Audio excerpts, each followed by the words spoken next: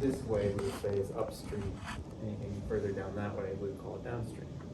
So if you had to identify a location of the elements of lactose operon, LAC-Z would be downstream from the promoter. Right? That gene LAC-Z or Z is up there. The operator is upstream from Z. That's kind of the terminology we use when we're talking about these operons and giving it some bit of direction. What we're going to see with the LAC operon is it's only turned on, it's highly regulated, it's only turned on when lactose disaccharide sugar is in the environment and the organism can consume that. If lactose is not in the environment, then for the most part, this operon is highly regulated and turned off, but not completely turned off. There's always a basal level of transcription that's taking place. So we consider it a leaky operon, right? We have a little bit of expression of those genes Z, Y, and A taking place continuously. Further upstream from the LAC operon is another operon that is going to be the operon that produces the repressor protein that's involved in controlling the LAC operon down here. Okay? So further upstream, I'm going to put another promoter, and then I'm going to write repressor. And downstream, we have our LAC operon. So this, while it's involved in regulating the LAC operon, is not considered part of the LAC operon.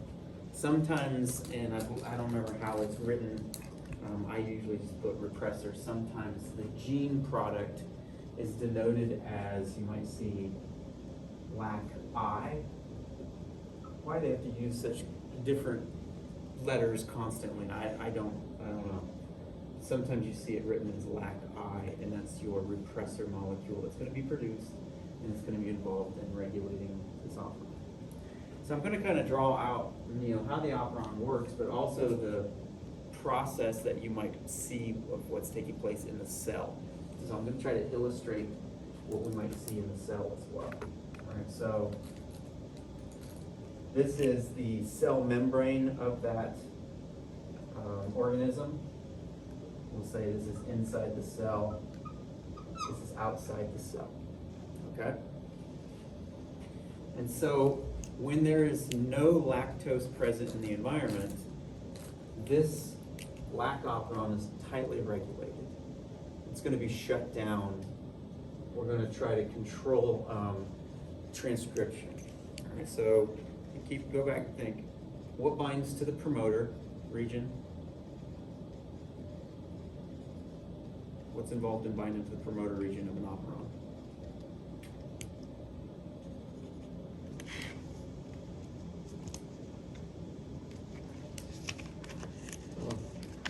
Question section of the day. What's going to read the operon? Is it RNA polymerase? Yes, RNA polymerase. So RNA polymerase binds to the promoter region. Don't get caught. I'm not. I'm just We're not. excited because I'm actually Got one thing right. Yeah, that's good for me. There's still more to come. So RNA polymerase binds to promoter regions, right? Binds, and then it can read through, and transcription is what takes place. So we get the message produced, and then that later goes through translation to produce the actual proteins. Okay. What binds to the operator region? Maggie. I have it written down right here. Oh, okay. Is it where the repressor is? And the repressor likes to bind to the operator. That's right. All right. So those are kind of the two main features of the operon. You got to know what's binding to them. So in this case, our repressor molecule is LAC-I. Okay. So this is its own operon. RNA polymerase is binding up here. It's not controlled.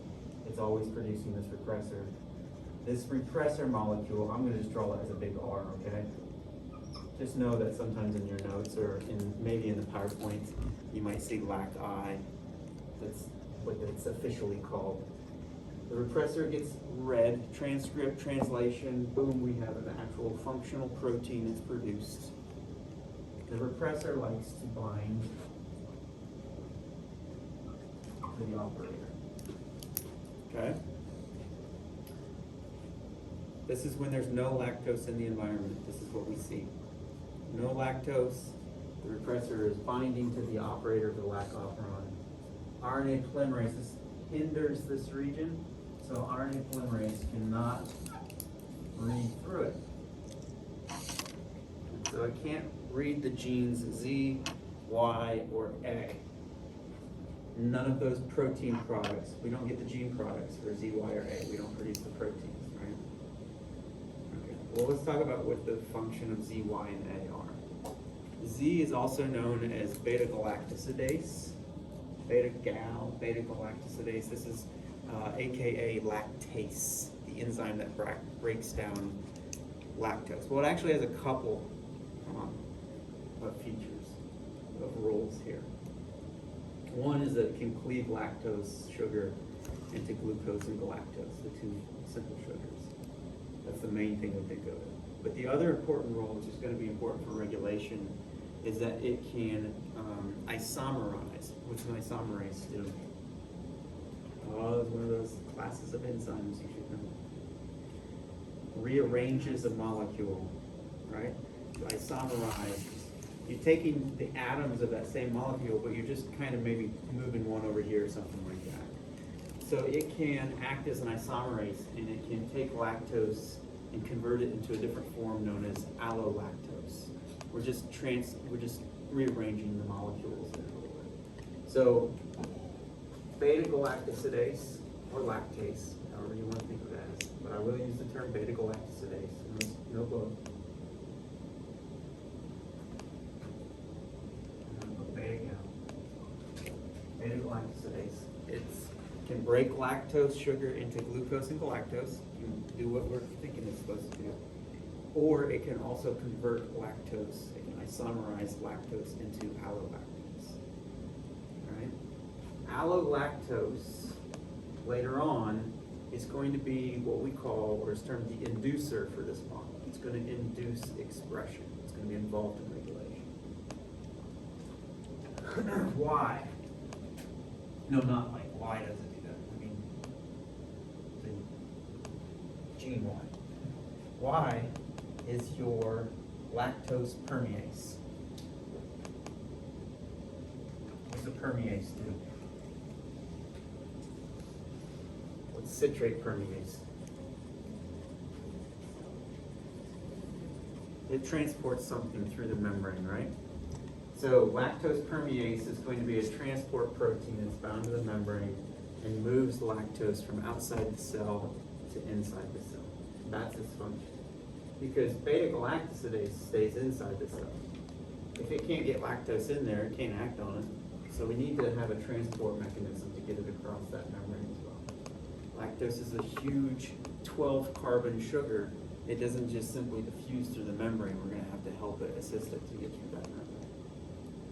And then LAC-A, this last gene,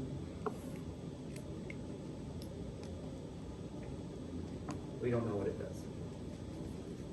It's not involved, from what we can see from years of research, it's not anymore at least involved in catabolism of lactose or transport of lactose inside the cell. It's known as a transacetylase. I'm not really sure what the function was or still is for it. Okay.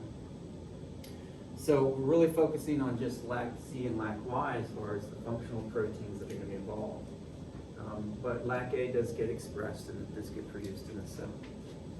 All right, so as I told you, the repressor is always being formed at a promoter upstream from the lac operon. The repressor likes to bind to the operator. When there's no lactose in the environment, this stops RNA polymerase from moving through and we don't produce Z, Y, or A. Well, remember I said there's leaky expression. This wouldn't work if we didn't have leaky expression, okay? So sometimes the repressor molecule for a split second may come off of the operator and it'll allow for RNA polymerase to read, transcribe, translation, and produce low amounts of these proteins. So at all times, we do have very small amounts of those proteins. So I'm gonna put one beta gal in here, and I'm gonna put one lactose permease molecule in my membrane to show that even in times when there's no lactose outside in the environment, we still have a tiny bit of expression of those proteins, or this is not gonna work at all. Okay, so now this cell, it moves along and it finds its way into an environment where there's all sorts of lactose outside. There's all lactose everywhere. Okay? Can lactose get inside the cell? Mm-hmm. How? Is it? Through the. Yep. I'm not speaking to Through anyone the- in this class.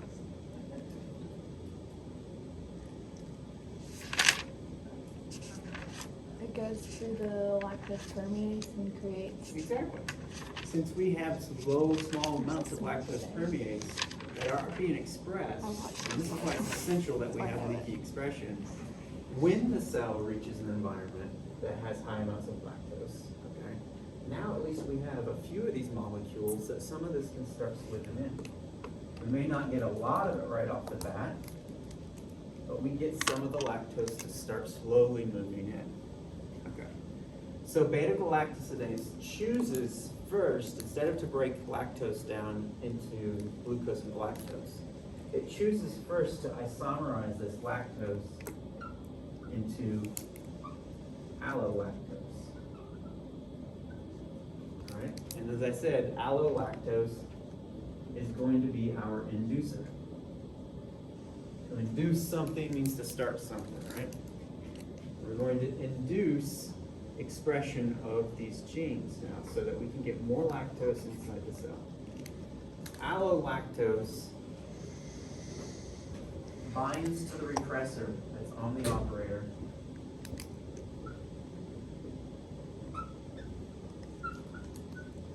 which pulls the repressor off of the operator. So it's inducing the expression of these genes by physically removing the repressor from the operator site. Right? Allolactose is going to bind to the repressor, it pulls the repressor off the operator. And now we have full expression of those genes by way of the RNA polymerase. We've opened up the operon so it can be read. Okay?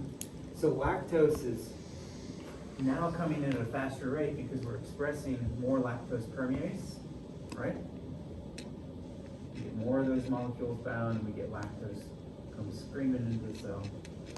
Beta-galactosidase will continue to isomerize some of it, but now converts and starts breaking down lactose into glucose and galactose, and we start feeding the glucose and the galactose into the glycolytic pathways, so it can be used as energy for the cell. All right? So at some point, this environment gets depleted of lactose. We've brought all the lactose in, we've catabolized all the lactose. We've even catabolized the allolactose. What happens? We catabolize the allolactose. You see it?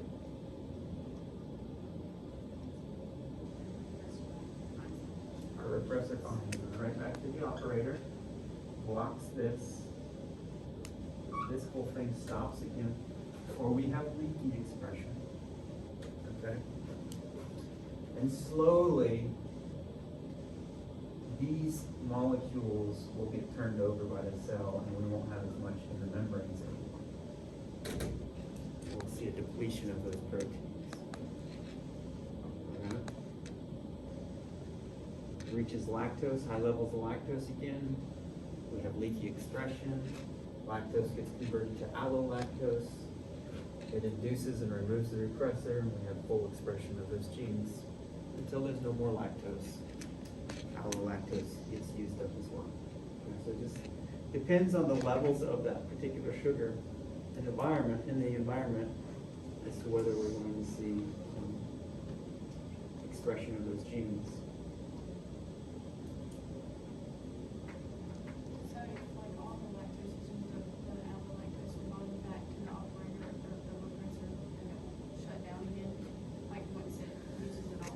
when the cell uses the lactose up from the outside of the environment, allolactose will get converted back to lactose and get used up.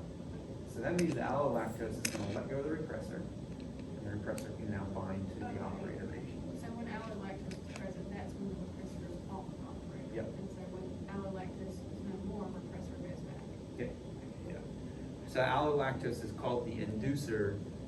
It's weird because it induces the expression of ZYA by removing the repressor. It doesn't actually read ZYA, that's the RNA polymerase, but.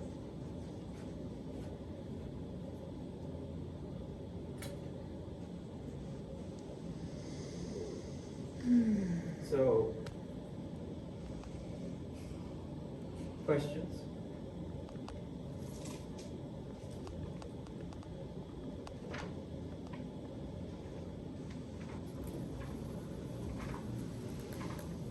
Okay, so this is a catabolic pathway, or at least we're expressing enzymes involved in a catabolic pathway, right? We're breaking down lactose by expressing beta-galactosidase. That's the sole enzyme that's going to, break up the lactose.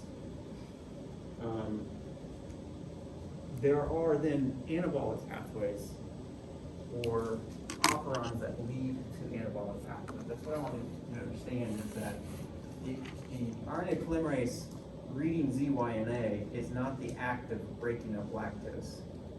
The RNA polymerase of reading those genes and producing the gene products, those gene products are what are actually catabolizing the lactose. Okay? And so some of these other methods of regulation, I pick up on and gather that students don't always understand well, or very well. They believe that the act of RNA polymerase reading the genes, in this case, is how arginine gets formed, like a direct connection. This is not how arginine gets formed. The genes that are read, it's the end products that are enzymes that are involved in forming arginine. Okay? So this operon here, do you know what arginine is? So you can say it up there. I don't think it does. Amino acid. It's a pirate's favorite amino acid. Oh my god. I tried to. Oh, he's got the dad jokes now. Stick with me, we got more of them.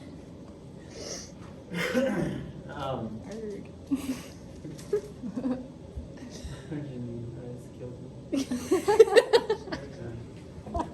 Okay, so most bacterial organisms, there's 20 amino acids. We'll say that's true.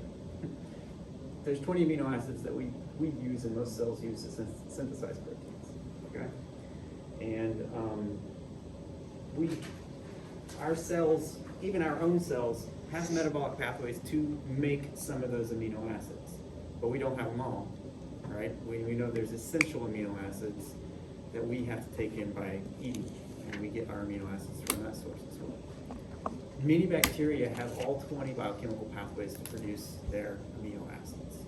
Okay? They don't have to absorb amino acids from the outside world. They can make them inside their cell because they have the enzymes that are going to run those chemical pathways. So that's what we're looking at here. Arginine operon is simply the genes that are going to produce the end product, those enzymes that are then going to form or be involved in forming the amino acid arginine. All right. So structural gene 1, 2, and 3, I know there's more than this, but let's say those are just the 3 enzymes involved. All right. If we were to transcribe, translate, and conform, you got that gene expression, we would produce the protein enzyme 1, enzyme 2, enzyme 3 that are involved in converting this molecule to this, and then finally we have arginine produced. These are just the enzymes of that metabolic pathway to produce arginine. Okay? So this is a biosynthetic operon in the sense that we're producing enzymes that are going to synthesize the molecule arginine. not that this operon directly produces arginine. Do you see what I'm saying is the difference here? A lot of times, I get students that say, so when RNA polymerase transcribes these three genes, arginine is the end product. I mean, it is way down there, but it's not the end product of these. These are enzymes that are then going to synthesize and produce that arginine molecule. Okay. So this one's a little different. And it's like this with a lot of biosynthetic operons. When you have a high level of arginine in the cell, we usually see repression. And when you have low levels of arginine, you see expression. Because you want arginine. Arginine is just one of the amino acids to form proteins in your cell. So when there are low levels of arginine, okay, when we don't see a lot of this there, we want to start expressing more of this so we can start pumping up more arginine in the cell, getting more filters. But when you have too much arginine in the cell, we want to block this process, okay? So we can consume and use up the arginine that we already have, and we're not wasting a bunch of energy here. So the arginine repressor, as it says here, is formed in an inactive form. It's not active.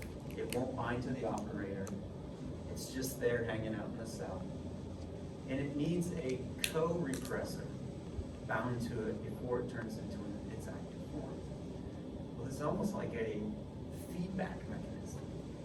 The co-repressor for this inactive repressor molecule is arginine itself. All right.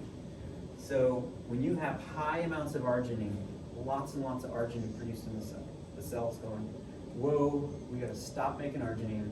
We have to stop expressing these genes that form arginine for us. Arginine will bind to the repressor, it changes its shape, and it binds to the operator.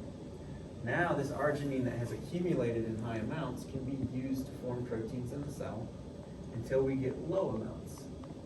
When you have low amounts of arginine in the cell, you need to synthesize more. It removes itself from the repressor, and the repressor goes back to an inactive form, opening up the operator again. Okay. Now we can synthesize more of those enzymes to form more of the arginine. So again, high amounts of arginine, we're going to shut down this process because it's going to act as a co-repressor and activate that repressor molecule. Low amounts, we're going to see it opened up so that we can get expression to take place.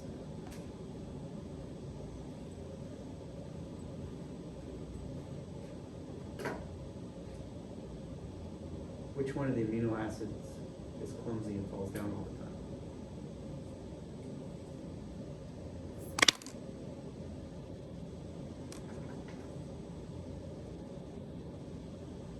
No idea? Tryptophan. Oh my This is god. good. I got 18 more of those bad boys waiting to come out. Oh. I need help. I did this, Oh. was it 4 years ago with my immunology class? And at the end of the semester, I don't know who it was, they left me a science joke book. I don't know if that meant they liked my jokes or I needed They need a better new. jokes. You need a new material. Yeah, I don't know. So. Anyway, the tryptophan operon, just so you can see it, is pretty much the same thing. We're not learning anything different from arginine. It's a biosynthetic pathway. There's a series of genes that all produce enzymes that are going to be involved in making tryptophan. That's just another amino acid. Most of you have probably heard of tryptophan before. They always say that's what makes you sleepy because you eat too much turkey and it's loaded with tryptophan. I don't know if that's true or not, but that's what it is. So again, the repressor, just like arginine, it's formed in an inactive form, all right? And when you have high amounts of tryptophan, the tryptophan is going to act like a co-repressor, bind to the repressor. These two molecules bound together now can bind to the operator, and that stops expression of the enzymes that are involved in making tryptophan. All right? So this is another example. Enzymes of tryptophan biosynthetic pathway.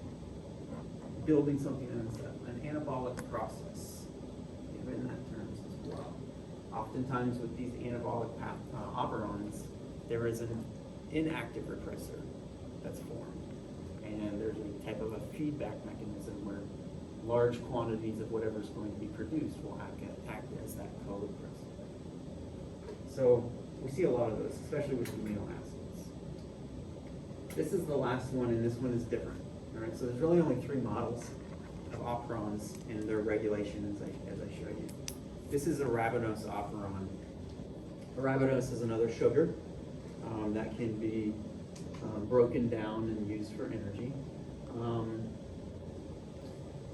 And what you have to understand physically is that, you know, the RNA polymerase likes to bind to the promoter region, but if the promoter region is masked, covered up, bent, coiled up, knotted up in any form or fashion, then and it's not open for the RNA polymerase to easily bind to it and read, it's not going to happen, right? And so that's what we see with the arabinose operon.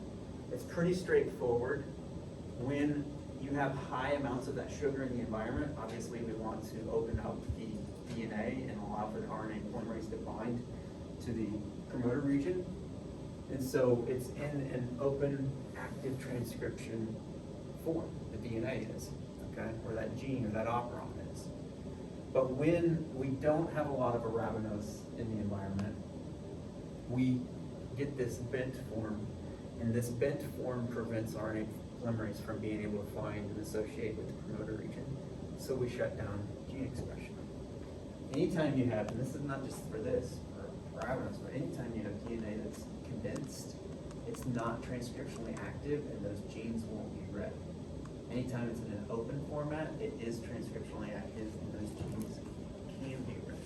Think about this. I'll take it one step further. See if this happens for you. All of your cells in your body, except one type I'm not going to talk about, all of your cells in the body have the exact same DNA, don't they?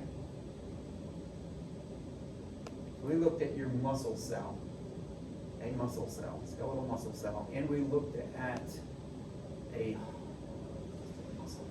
liver cell. They have the exact same DNA.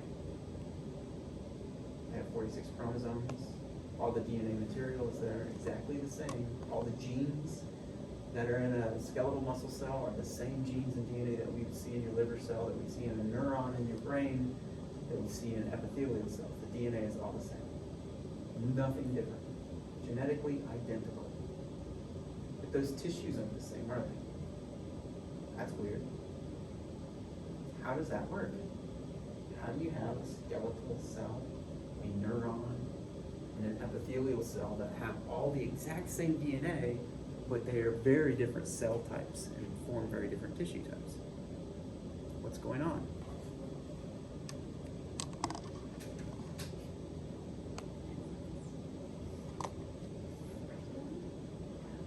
Does the skeletal cell have all of the information in it to be a neuron?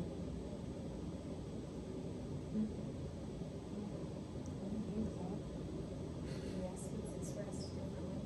Yeah, it's all there. All cells have the exact same DNA in it.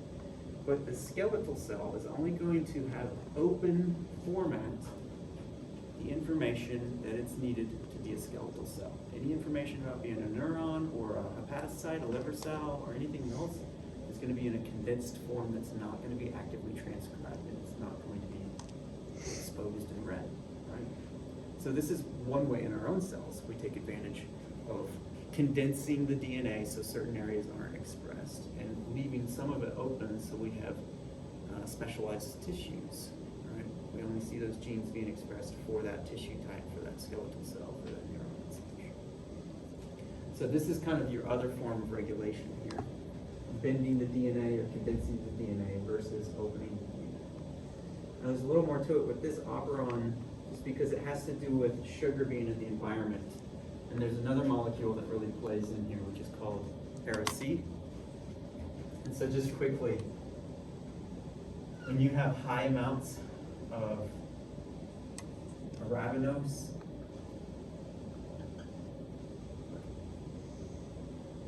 these are my Ara-C molecules, those little lines. This is your DNA. Here's my DNA, here's my operon. Here is the arabinose. It's all over out there. Okay? It likes to bind to one side of that Ara-C protein. And that means this end is tied up, this end is tied up, and we have an open molecule of DNA that's transcriptionally active. But when we have low or no arabinose sugar to catabolize, these ends have no arabinose to bind to. I don't know if you can see that. But with them being open, what they like to do, I'll put it up here, is they like to bind to each other. All right, so if there's no arabinose in there, that Ara-C molecule wants to bind to itself, and that ends up bending the DNA, closing it down. Now it's transcriptionally inactive, and the promoter can't be read. We don't produce the enzymes then for arabinose metabolism. So mostly like for the other ones, it's like if there's high amounts, they're going, for this one is like high amounts, high amounts. No, this one's the down. same way. If you have high amounts, so look at the overall picture is this. What we've been seeing is with catabolic pathways, that being the lac operon and the arabinose operon, because we're breaking down sugars. With high amounts in the environment, we see higher transcription activity. They just work slightly differently, don't they? With lactose gets converted to allolactose, and that removes the repressor. With this one, high amounts of arabinose bind to the Ara-C molecules. That prevents them from bending and binding to each other, and it keeps the DNA open so that we get transcription. Once we get rid of the arabinose, we have some open hands here that want to bind to each other. That bends the DNA shut. Okay. Now, if you look at both the anabolic pathways, the tryptophan and the arginine, it's the opposite. The higher amounts you produce, when you have high amounts produced, you turn it off. Yeah, because they act as a co-repressor. So anabolic will be the co-repressor that shuts it down too much, and then the catabolic is opposite. Yeah.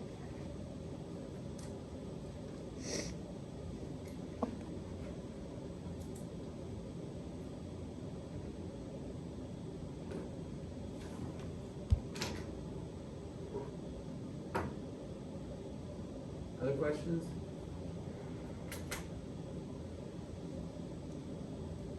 Okay, so those are the three major operons. The lactose operon was the first one that was ever discovered in the late-ish 1800s by Jacob and Monod. It looks like Jacob, but you're supposed to pronounce it Jacob. And I had a professor who there was like 70 of us in this class. He was teaching this to us. He said the lac operon was what happens when he used other words, when cow poop falls in the milk bucket. I was like, that's exactly because feces, as we now know, has a high amount of E. coli, which is a lactose fermenter. Nobody else in the class really got it. They didn't put the connection together. It took a long time for that to happen. All right. Do you have any other questions about the genetics stuff? I'll open it up to you. I have a question, but it's not really, I'm gonna be that girl that's throwing out personal stuff. So, for me. You're in a safe zone here. No, I'm just thinking, because for me, so when I was pregnant, my OBGYN made me take a bunch of stuff because I have a genetic mutation that doesn't allow me to like metabolize things correctly. So I had to take like methylated folate, and she had me taking like L-arginine. So I'm just thinking about all this stuff. Does that mean like my body doesn't do this? My cells don't do this? Does that sound like something that's normal? I mean, obviously it's abnormal, but which is why I had to do it. Everything that you're taking is over the counter, non-prescribed, right? It sounds like if you're taking, I don't know about the methylated folate though. I mean, that's just folic acid, I'm assuming? No, so apparently my body doesn't take folic acid You don't So- absorb and I don't normal absorb folic acid, so normal- you have to. Instead have- of like a okay. monochrome. Yeah, so I Yeah, cause had you to don't make take- folic acid, we absorb it. Right, so I didn't, so I guess I don't absorb folic acid, and so I had to take, it's, Probably a more absorbable It's- form of it. yeah, it's methylated, I mean, it's, yeah. It's a slightly Methylated different version, it folate. sounds like, of. Yeah, so I guess it was more broken down already, maybe? Hmm. And methylated means there's a carbon and hydrogen groups added to it, so it's just this altered form of it that Would allow maybe is a about little it. more easily absorbable Easily by you. absorbed. That's what I'm guessing, I don't know anything about it, but it sounds about, we'll go with that.